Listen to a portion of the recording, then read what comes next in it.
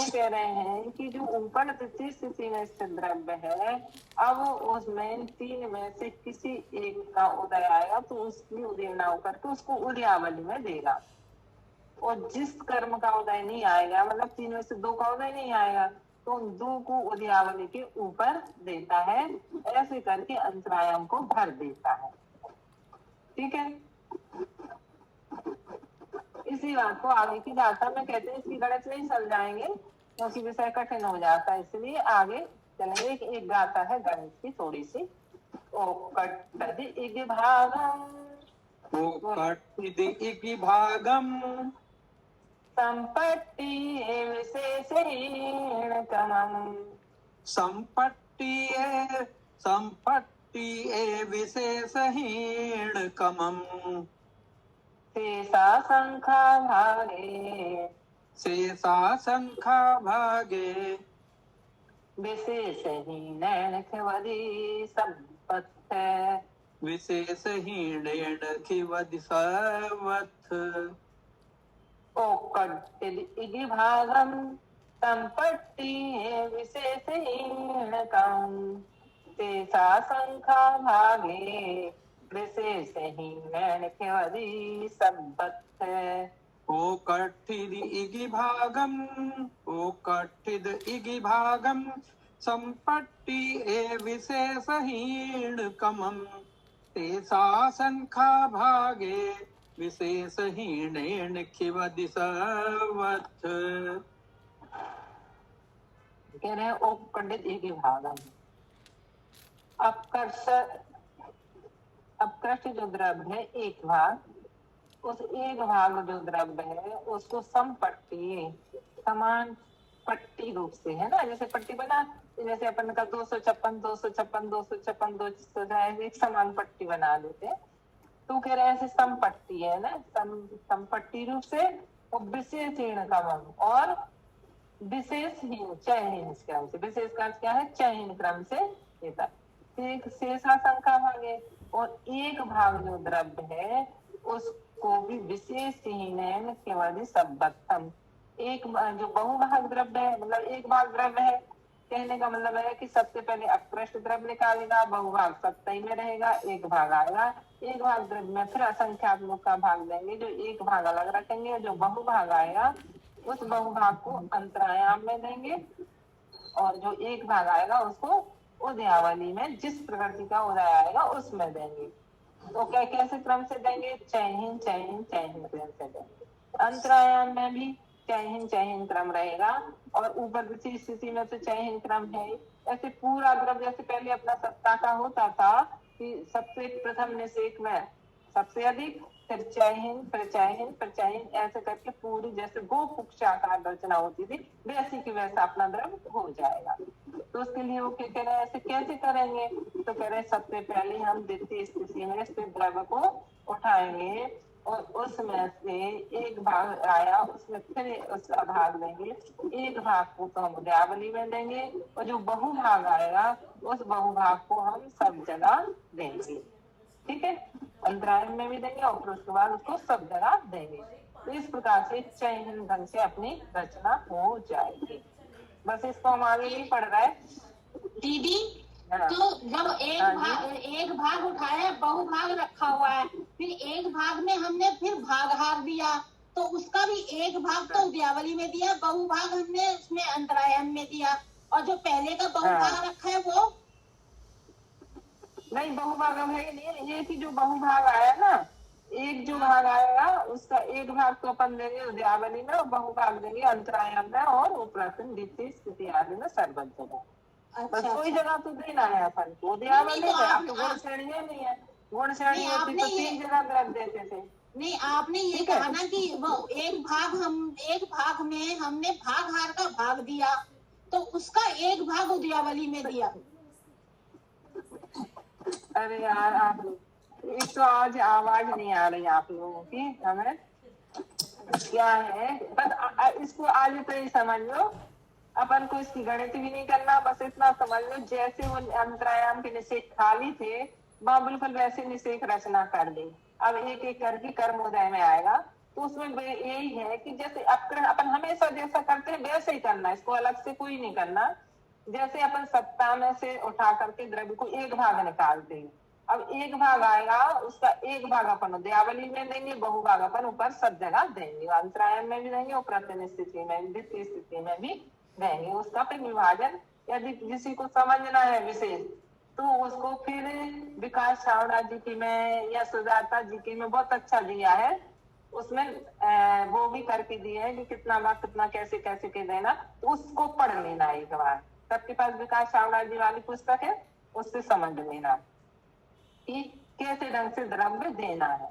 बस इतना है कि अभी उदयावली में भी अपना उदयावली थी नहीं, क्योंकि गर्म का उदय ही नहीं था, उपसम ही था, प्रथम सा।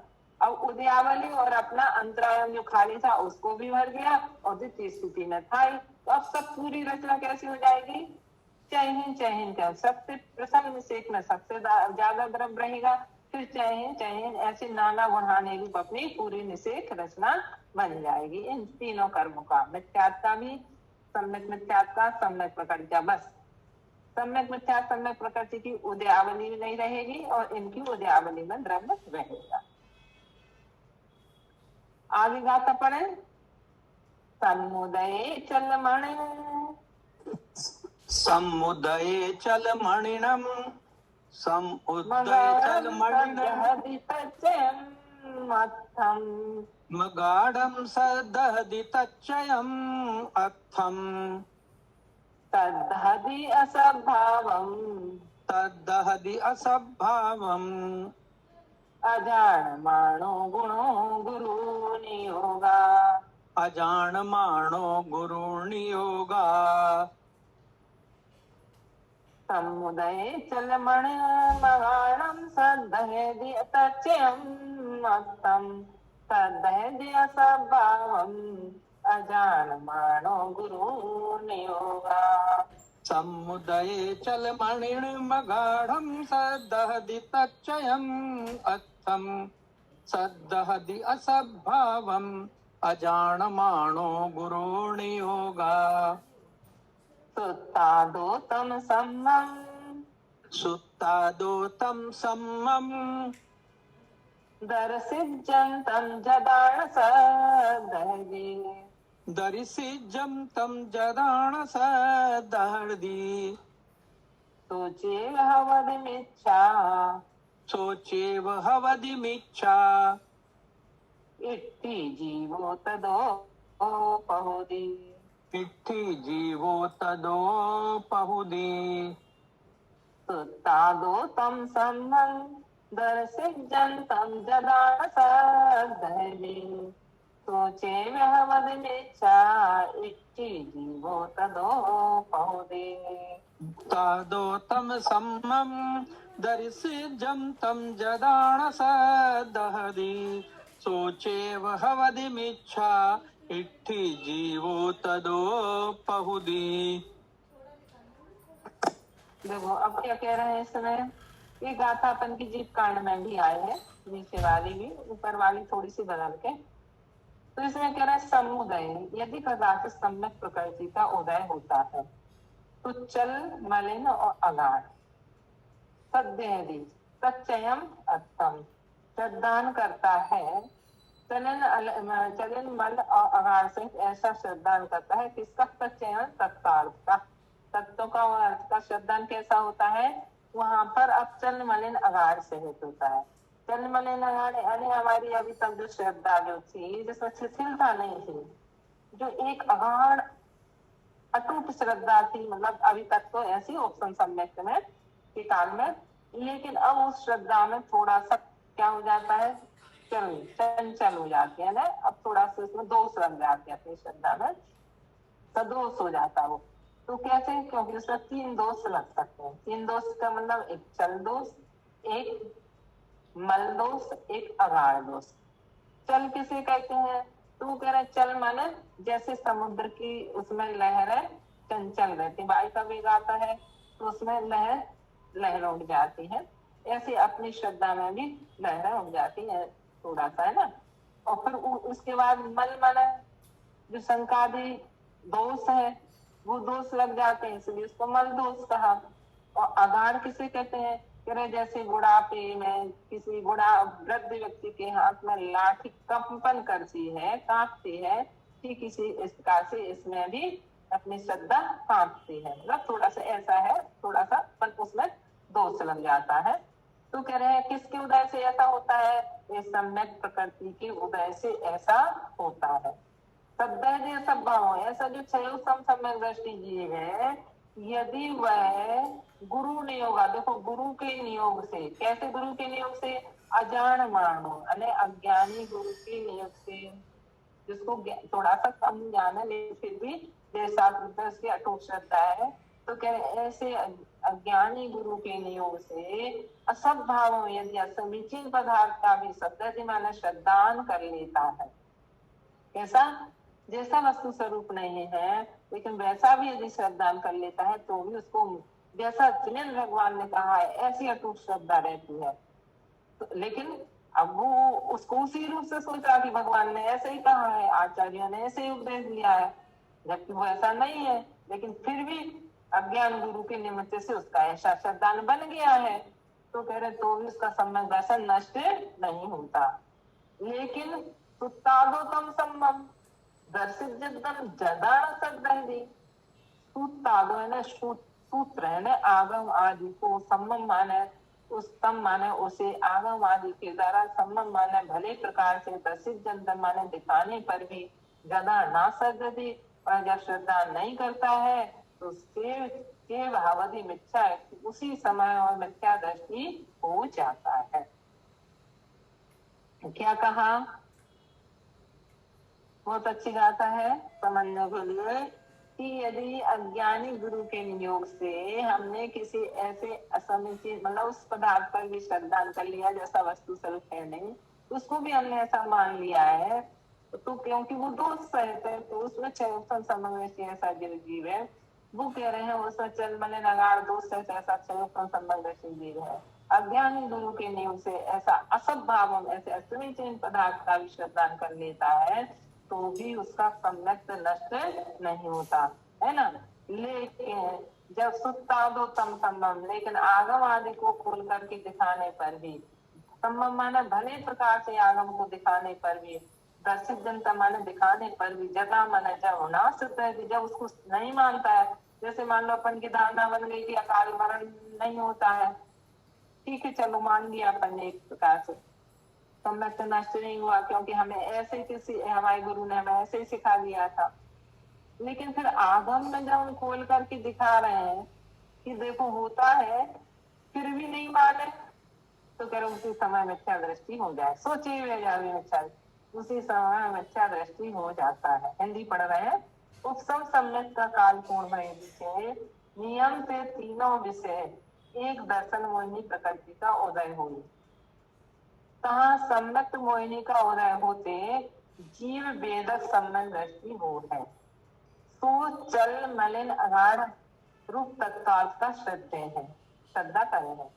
सम्यक मोहिनी के उदय से श्रद्धान विषय चलपना हो है, वह मल लागे है, वह सतिल भाव हो है। बहुरी सो जीव आप विशेष न जानता, अज्ञात गुरु के निमित्त से असत श्रद्धान भी करे है, परंतु यह सर्वज्ञ आज्ञा ऐसे ही है, ऐसे जान श्रद्धा का मतलब वो जी ये कह रहे सर्वज्ञ भगवान ने ऐसा ही कहा है, यदि ऐसा मान के करता है तब तो सम्यक दृष्टि है, परंतु यह सर्वज्ञ आज्ञा ऐसे ही है, ऐसे जान श्रद्धा करेंगे ताकि सम्यक दृष्टि है। और जो कदाचित कोई ज्ञानी गुरु सूत्र ते सम्यक स्वरूप दिखावे और हठादी ते श्रद्धा न करे तो किस कारण से लगाए सो मिथ्या दृष्टि हो है। क्या स्वार्थ के बस कभी कभी अपने पंथवाद का भी अपन क्या करते हैं, कसाय हो जाती पंथवाद में भी, जो एक बार हमने अपनी परंपरा तो वैसा होना ही चाहिए, और यदि हम उनको सूत्रागम के से भी दिखा रहे हैं तो भी उस चीज को नहीं मान रहे हैं, तो कह रहे फिर वो सम्यक दृष्टि वो मिथ्या दृष्टि हो जाएगा। लेकिन आगम भी ऐसा नहीं कि कोई भी पुस्तक दिखा दे तो उससे हम आगम मान लें, वो आगम भी अपने पास ऐसा होना चाहिए जिसमें कोई मिलावट नहीं हो, कोई नहीं जो परंपरा से आया और जो बिल्कुल उसमें कोई किसी का, क्योंकि आजकल मिलावट भी है, तो इसलिए फिर यदि ना माने तो फिर कहा फिर वो मिथ्या दृष्टि हो जाता है। आई समझ में? ठीक है, तो आज हमें आप लोगों की आवाज नहीं आ रही है, सुनिएगा। हाँ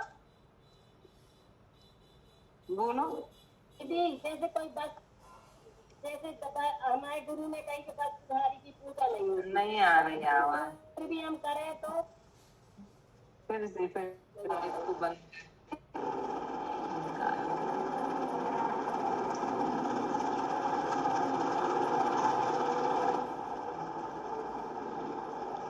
हाँ आप बोलो।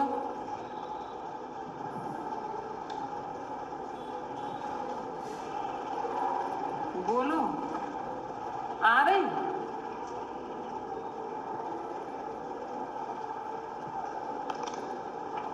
दीदी आपकी आवाज तो आ रही है, बाहर शोर आ रहा है आपका आवाज। हाँ, थोड़ी देर अब आप लोगों की हमें आवाज आना शुरू हुई, पहले हमें नहीं आ रही थी क्योंकि वो लगाए थे तो उसमें ज्यादा आवाज तेज नहीं है, क्या नहीं आ ही नहीं रही थी, अब आ रही है। अब बोलो क्या कह रही थी?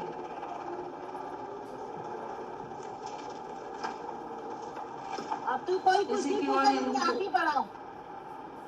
अच्छा, इसमें विशेष और लिया है श्री जयदमला भाग 12 पृष्ठ 321 में, है ना, पृष्ठ 321 में मात्र वेदक सम्यक दृष्टि का ग्रहण न कर सामान्य सम्यक दृष्टि पद आया है।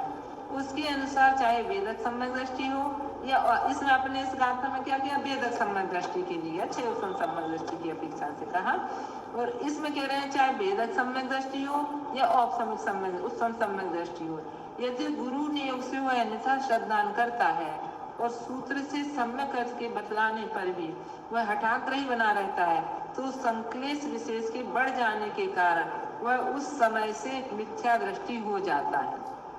यहाँ किसका कितना काल है इस दृष्टि से विचार नहीं किया है, किंतु उक्त दोनों सम्यक्तों में यह संभव है।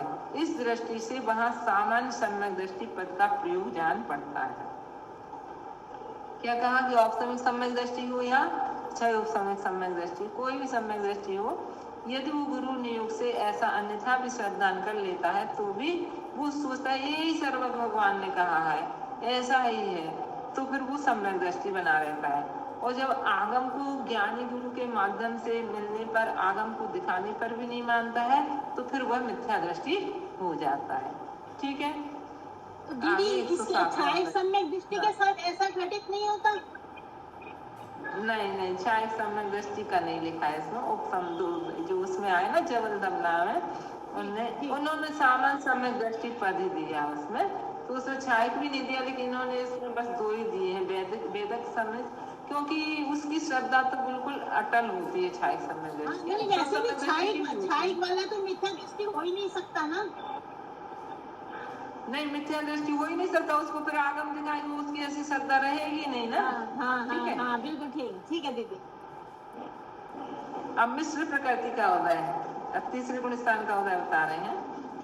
जिस मन की है ना जीवकांड का विषय बिल्कुल सरल विषय है, इसमें ज्यादा कुछ ऐसा नहीं है समझने का। मिश्रुदय सम्मिश्रम दय गुण में संबतच्चमीरेण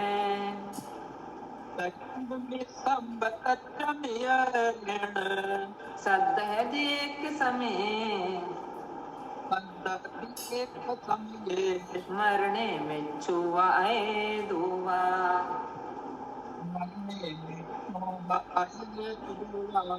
मिसुदय सम्मिश्रं दय गुण में संबतच्चमीरेण सदहदेक समय मरणे में चुवाए दुआ।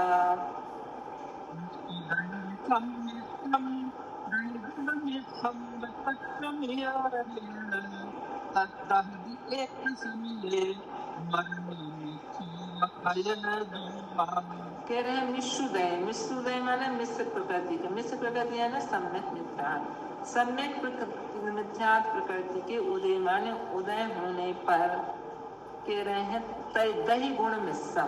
दही गुण मिश्रम है जैसे दही और गुड़ को मिला दिया जाए तो वो एक अलग बीज का वो हो जाता, ना मीठा ना खट्टा, बल्कि एक मिश्र स्वाद। उसका स्वाद कैसा आता है? एक समय में उसका एक मिश्र स्वाद आता है।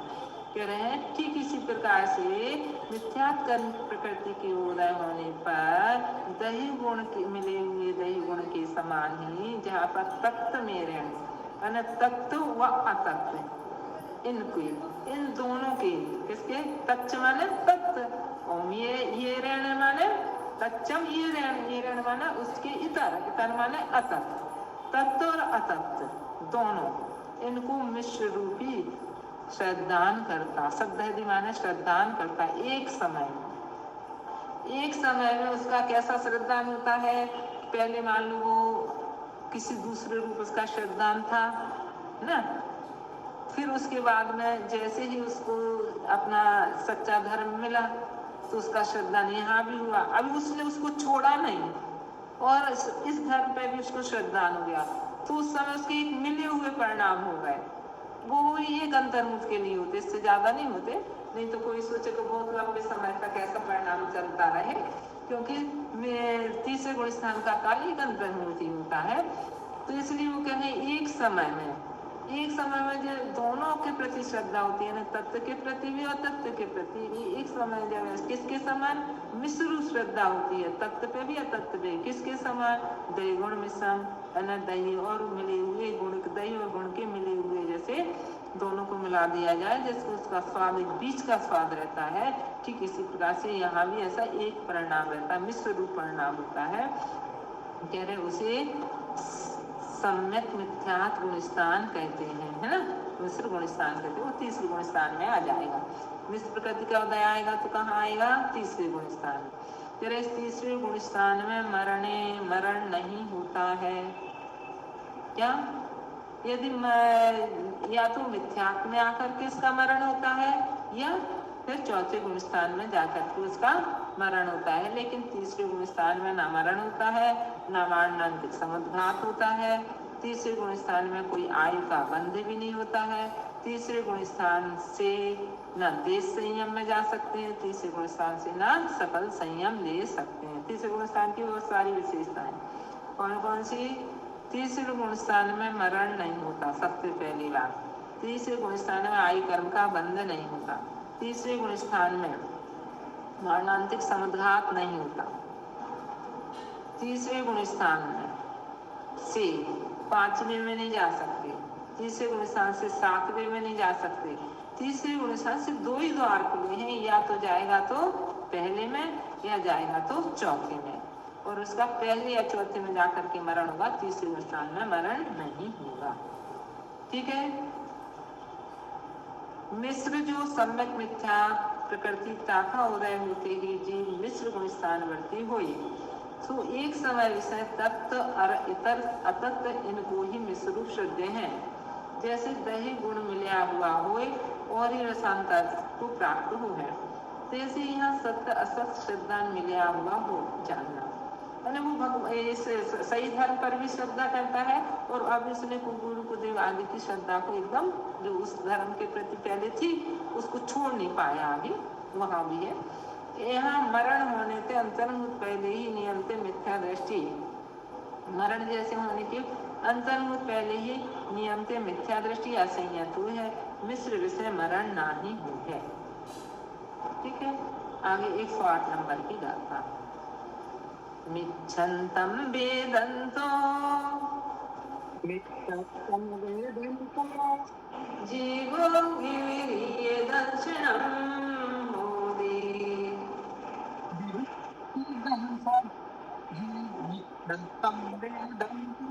जीवो विवरीय दंसणं होदि। नैधम्मं रोचे दिहु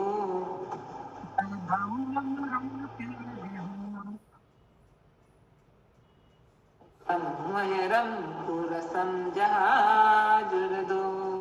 महुरं कुरसं जहाजुरिदो। मिच्छन्तं वेदन्तो जीवो विविरीय दंशनं मोदे। नैधम्मं रोचे दिवो महुरं महुरम पुरसं जहाजुर्दो मिच्छतम वेदन्तं जीवा विविर्यदं समहोदे नैधं मर्याते देहो महुरम कुरसं जहाजुर्दो। कह रहे मिथ्या प्रकृति का वेदन तो वेदन करता हुआ जीव माने जीव विपरीत दर्शन वाला होता है।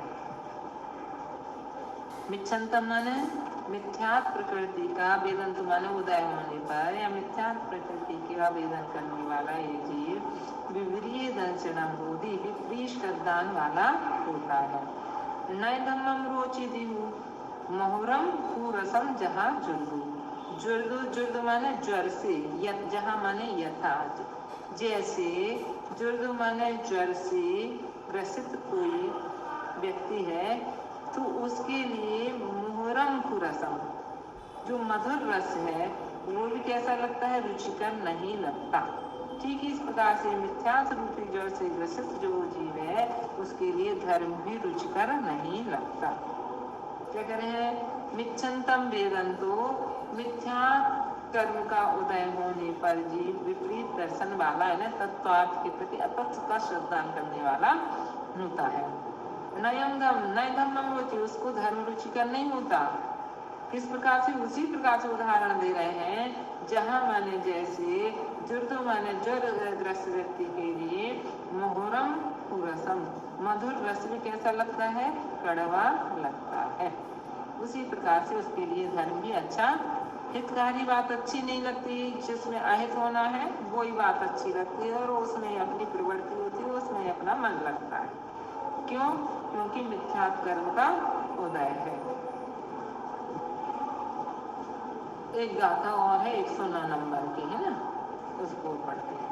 ये सब जीव कांड की गाथाएं हैं, जीव कांड में भी पढ़ने स्कूल पढ़ी थी। ये 2-3 गाथाएं तो बिल्कुल जीव कांड की हैं। मिच्छाइति जीवो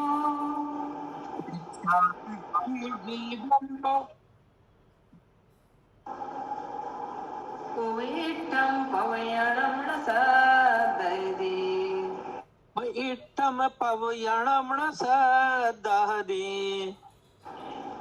सदयदे असभावम सदहदे असभावम कोविटम अणुवैटम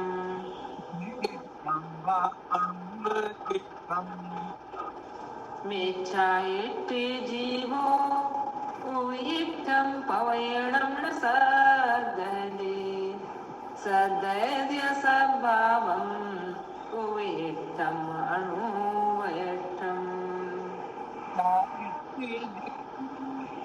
इत्थं पवयणं न सदहदि सदहदि असभावम् उव इत्थं वा अणुव इत्थम्।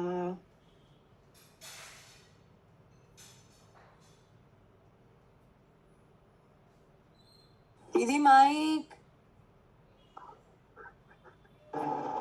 भैया की आवाज के पीछे बंद कर। मिथ्या इट्ठी जीव, मिथ्या इट्ठी जीव माने मिथ्या दृष्टि जो जीव है वो उविठमन उपदिष्ट आचार्यों के द्वारा सर्वज्ञ भगवान के द्वारा जो उपदिष्ट प्रवचन है माने उपदेश है, ऐसे उपदिष्ट माने प्रवचन को ना सदयदि श्रद्धा नहीं करता। जो भगवान जिन्हें प्रभु के द्वारा कहा गया है, गणधर परमेश्वरी के द्वारा जो द्वासंग आदि की रचना के रूप में जो ग्रंथ रचित हुए हैं और जो हमें आचार्यों से परंपरा के द्वारा जो प्राप्त हुआ है, ऐसा जो उपदेश है भगवान का जो उपदेश है उस उपदेश उस पर तो ना सदयति उस पर श्रद्धा नहीं करता। तो किसका श्रद्धा करता है, सदयति सद्भावम उवेठम अणुवेठम, जो सर्वज्ञ के द्वारा ना कहा हो, ऐसे जो मिथ्या दृष्टि आदि के द्वारा जो उपदिष्ट हो या अनुपदिष्ट हो, नहीं भी कहा है क्योंकि बहुत सारे जीव तो किसी को सुनते ही नहीं, ऐसा नहीं है कि सब उनको, लेकिन फिर भी अपन को संसार बस वही आ रहा है संसार मिथ्या का, तो फिर उपदिष्ट या अनुपदिष्ट ऐसे असभावम असमीचीन पदार्थ पर सदयति मनस का श्रद्धान करता है। जो अतत्व तत्व है उसके ऊपर श्रद्धान करता है। क्या कह रहे हैं इस गाथा में? इसमें कहते हैं कि मिथ्या दृष्टि जीव मिथ्या दृष्टि जीव की प्रवृत्ति कैसी होती है? तो कह रहे मिथ्या दृष्टि की प्रवृत्ति ऐसी होती है कि वो जिनेंद्र भगवान के द्वारा कथित जो प्रवचन है उस पर तो श्रद्धा नहीं करता है, और जो मिथ्या दृष्टि आचार्य जो अपन क्या कहें उनको, जो आचार्य भास है, मतलब जो है नहीं है, सही नहीं है, ऐसे उनके द्वारा उपदिष्ट या अनुदिष्ट प्रवचन का श्रद्धान करता है, उनके द्वारा कही हुई बात पर श्रद्धान करता है, उसे मिथ्या दृष्टि कहते हैं। इसमें मिथ्या के विषय में मतलब अपन ने इसमें प्रथमोत्तम सम्यक होने के बाद 3 प्रकृतियों का आदाय आता है। तो सबसे पहले सम्यक प्रकृति उदय में कैसा क्या होता है? सम्यक से नष्ट नहीं होता, 6 सम्यक दर्शन होता है, तो उसमें चल मलिन आहार दोष लग जाते हैं। और मिश्र प्रकृति के उदय में ऐसा होता है, और यदि मिथ्या प्रकृति का उदय आता है या अनादि मिथ्या दृष्टि उसकी अपेक्षा से भी हो, और यदि ऐसा मिथ्या प्रकृति का उदय आता है तो श्रद्धान वाला हो जाता है। इस प्रकार से इसमें अपना एक तो अभी सरल विषय था, अब आगे अपन चलेंगे छायक सम्यक दर्शन। छायक सम्यक अधिकार पढ़ेंगे इसमें, छायक सम्यक दर्शन, इसलिए इसको थोड़ा सा अपन आज पढ़ लेते हैं, फिर कल से अपन उसकी आगे का विषय चलाएंगे कि छायक सम्यक दर्शन किसे कहते हैं। जैसे कोई आपसे पूछे तो क्या कहूँगी? 7 प्रकृतियों के क्षय होने से जो सम्यक होता है उसे छायक सम्यक दर्शन कहते हैं। 7 प्रकृतियों के क्षय होने से, 7 प्रकृति कौन कौन सी? तो 4 अनंतानुबंधी और 3 मिथ्या सम्यक मिथ्या सम्यक प्रकृति। इन 7 प्रकृतियों के क्षय होने से जो सम्यक होता है उसे छायक सम्यक कहते हैं। छायक सम्यक को कौन प्राप्त करता है? मिथ्या दृष्टि कर सकता है सीधा छायक सम्यक को प्राप्त? बोलो। नहीं दीदी, तो कौन करेगा? वाला करेगा। प्रथमोत्तम सम्यक दृष्टि कर सकता? नहीं, वो भी नहीं करता। और ये तीसरे गुण स्थानवर्ती जी छायक सम्यक दर्शन कर सकता? नहीं, नहीं, नहीं। हाँ, क्षयोत्तम सम्यक दृष्टि ही करेगा। क्षयोत्तम सम्यक दृष्टि छायक सम्यक दर्शन करता है। फिर कह रहे हैं छायक सम्यक दर्शन कौन से गुण स्थान में होता है? सम्यक दृष्टि करेगा तो भैया चौथे से ऊपर ही करेगा। तो कौन कौन से गुण स्थान में छायक सम्यक दर्शन अपन कर सकते हैं? बोलो। हाँ, चौथे गुण स्थानवर्ती सम्यक दृष्टि जी वो भी छायक सम्यक कर सकता है, पंचम गुण स्थानवर्ती कर सकता है, छठम गुण स्थानवर्ती कर सकता है, और सप्तम गुण स्थानवर्ती। ये चारों का आया है कि चौथे से लेकर के 7वें गुण स्थान कहीं पर भी छायक सम्यक दर्शन हो सकता है। लेकिन अच्छा ये बताओ, छायक सम्यक दर्शन के लिए कौन सा सहनन होना चाहिए? वज्र सब नाराज सहनन। वज्र सब नाराज सहनन ही होना चाहिए। कहाँ आया इसका प्रमाण? कहते हैं कि उत्तम सहनन के साथ ही छायक सम्यक दर्शन होता है। कौन सुषमा बोल रही है? अच्छा जी दीदी। तो छायक सम्यक दर्शन प्राय के लिए ये अपन के लिए वज्र सब नाराज सहनन ही होना चाहिए, ऐसा एक प्रमाण मिला है। यद्यपि इस ग्रंथ में तो लब्धि सार में तो ऐसा कुछ नहीं दिया कि उसके लिए, क्योंकि उपसम श्रेणी भी चढ़ जाए मान लो, जरूरी नहीं, क्योंकि उपसम श्रेणी तो और दूसरे वज्र नाराज और नाराज सहनन वाले भी चढ़ सकते हैं, ठीक है।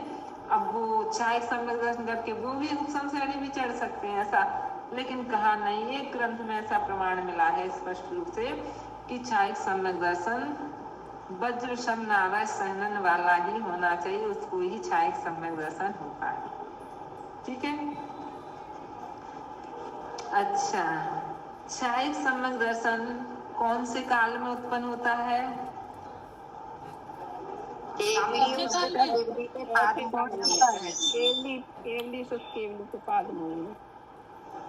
पंचम काल में छायक सम्यक दर्शन हो सकता? नहीं, चौथे काल में दीदी।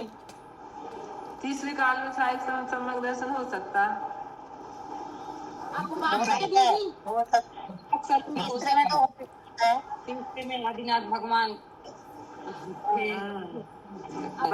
दीदी एक बात लेकर के आए थे।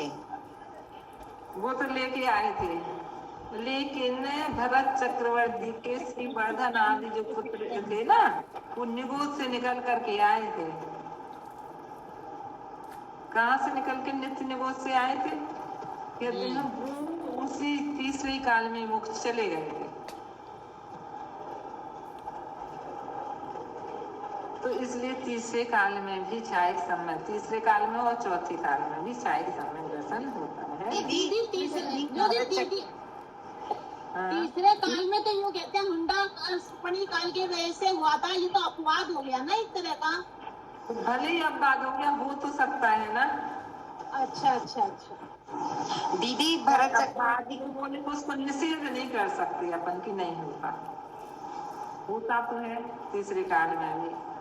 यदि ऐसे भी नहीं होता हुंडा सर्पणी काल के, तो अपन कहते थे कि नहीं होता है। हाँ चलो हुंडा सर्पणी काल के प्रभाव से माने, लेकिन हो जाता है तीसरे काल में भी।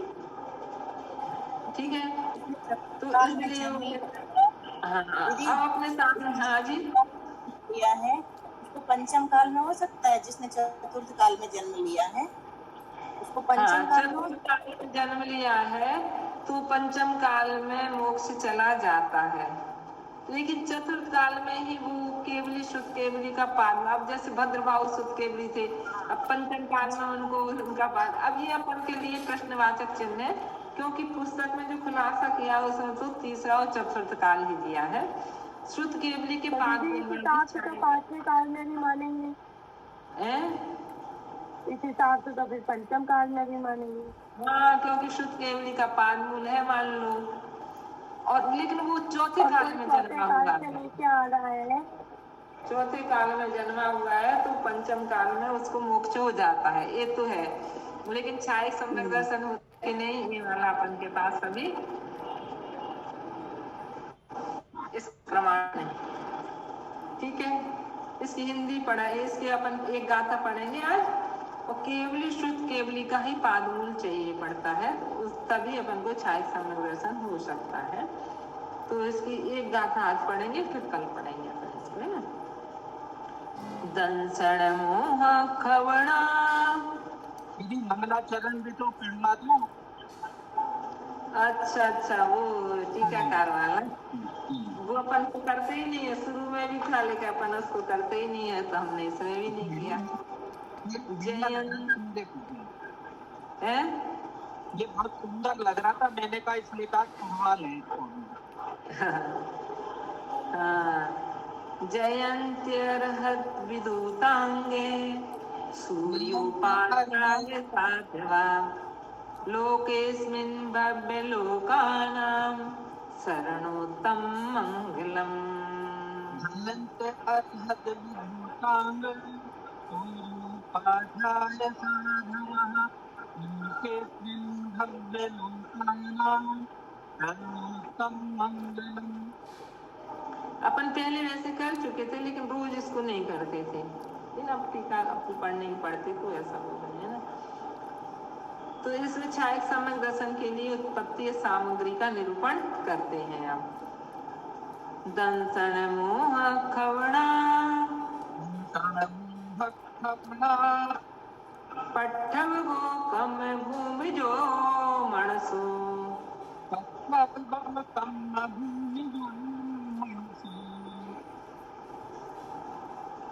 तिथ्यैर पाय मूले। तिथ्यैर पाय मूले।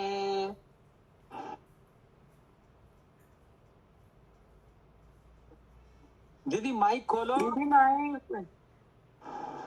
केवली शुद्ध केवली मूले। केवली शुद्ध केवली मूले।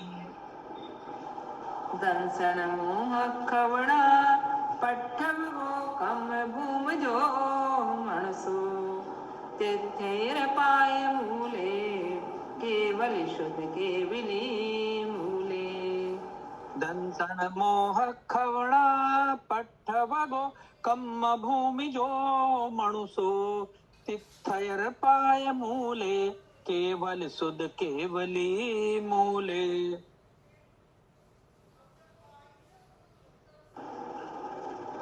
देखो इसमें क्या कह रहे हैं कि कम भूमि जो मनुष्य, कर्म भूमि में उत्पन्न हुआ मनुष्य, तो भोग भूमि में छाया सम्यक दर्शन नहीं होता क्या? लेके जाता है दीदी, लेकिन वहाँ नहीं होता। वहाँ नहीं होगा। उत्पन्न नहीं होता। तो कह रहे हैं कम भूमि जो मनुष्य, कर्म भूमि में उत्पन्न हुआ जो मनुष्य है, कर्म भूमि में उत्पन्न हुआ जो मनुष्य है वह दर्शन मोह खबड़ा पट्ट, वो दर्शन मोहिनी की चपड़ा का प्रारंभ करता है। यानी कर्म भूमि में उत्पन्न हुआ मनुष्य, जितनी भी कर्म भूमियां हैं उन कर्म भूमि में उत्पन्न हुआ मनुष्य दर्शन मोहिनी की चपड़ा का प्रस्थापक होता है। ठीक है, प्रारंभ 15 कर्म भूमि है ना? कितनी कर्म भूमि है? 15।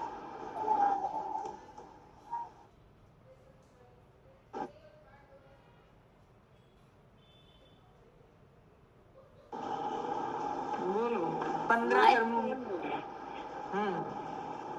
बोलो 15 कर्म भूमि कौन बताएगा? दीदी 5 भरत क्षेत्र की, 5 ऐरावत क्षेत्र की 5 थे और 5 विलेय की। तो 5 भरत 5 ऐरा, 5 भरत कहाँ कहाँ है? 5 भरत में एक जम्बूद्वीप का, 2 घाटी का और 2 पुष्करार्थ के। अच्छा अच्छा, यानी आर्यखंड जो वहाँ अपन के भरत क्षेत्र में आर्यखंड है वो।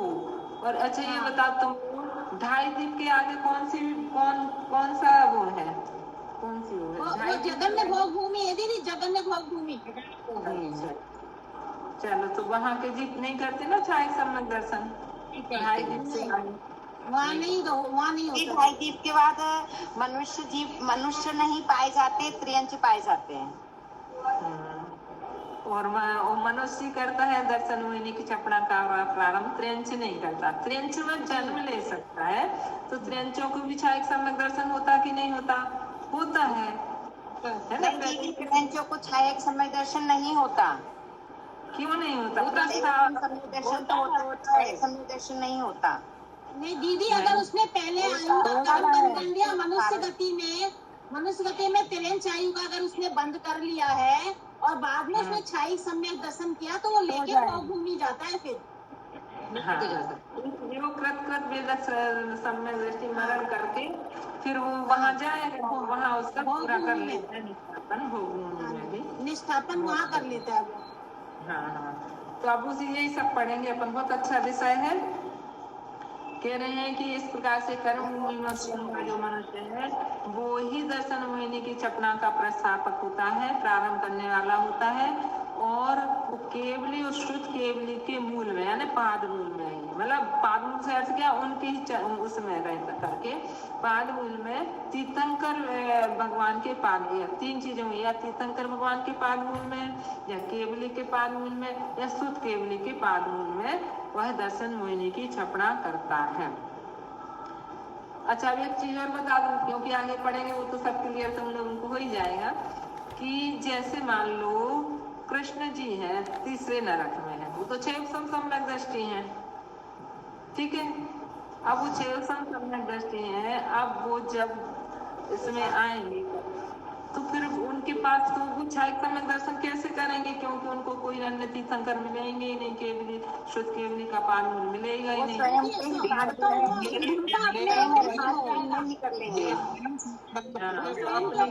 हो जाता है।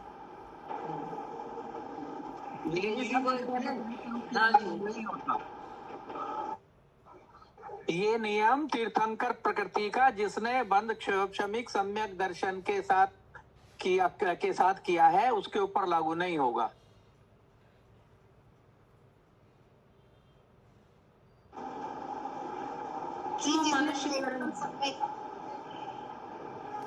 जो मनुष्य कर्म भूमि विषय उपजिया तीर्थंकर और अन्य केवली अशुद्ध केवली के पाद मूल में प्रतिष्ठिता हुई, सोई दर्शन हुई की चपड़ा का प्रारंभक कहिए है।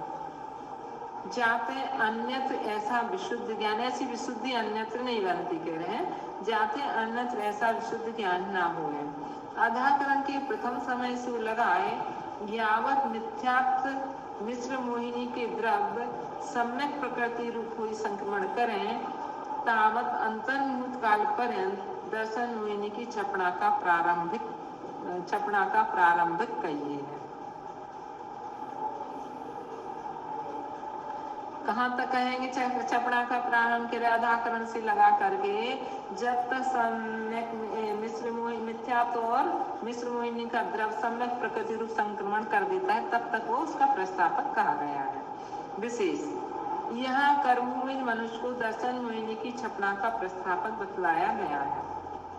सो उससे जो जीव दुष्मा, अति दुष्मा, सुषमा सुषमा और सुषमा इन 4 कालों में उत्पन्न हुए मनुष्य हैं, वे दर्शन मोहिनी की छपना का प्रारंभ न कर शेष 2 कालों में उत्पन्न हुए मनुष्य दर्शन मोहिनी का छपना का प्रारंभ करते हैं। ठीक है, क्या हो गया कि 4 कालों में यदि उत्पन्न हुआ कोई मनुष्य तो नहीं करेंगे, यदि तीसरे या चौथे काल में उत्पन्न हुआ मनुष्य वो ही दर्शन मोहिनी का छपना कर सकता है। ऐसा आशय यहाँ ग्रहण करना चाहिए।